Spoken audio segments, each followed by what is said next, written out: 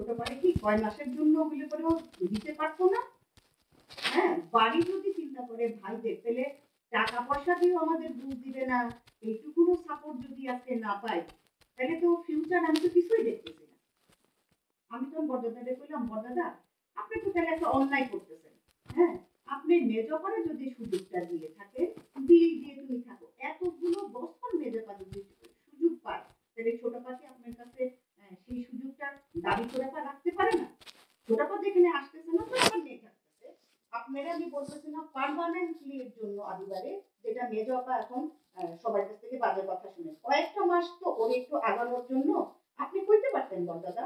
হ্যাঁ, এটা থেকে শুন, আমি এই সমস্ত গ্যাঞ্জামে জড়াইতে চাই না, দিখাইয়া আমারে ভুল বুঝবে। হ্যাঁ, দিখাইয়া আমি বলছি এটা ওদের সমস্যা, ওরা সলিউশন করতে হবে। আর এটা বড় হুম,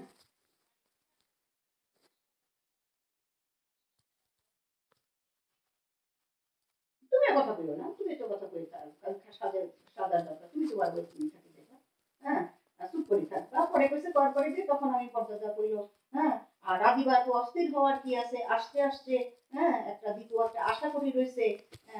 হের উপরে দি এখন হুট করে আদিবা যদি কয়, আমি তো কি বড়দাদা, এটা যদি আপনি বলে থাকে আপনি দীপুর কষ্ট হবে হুট করে বলতেছেন, আদিবা যদি নিচে নামে দীপুর বাসা কি বসে থাকবে, দীপুর কি ঘরটা ভাড়া হবে না?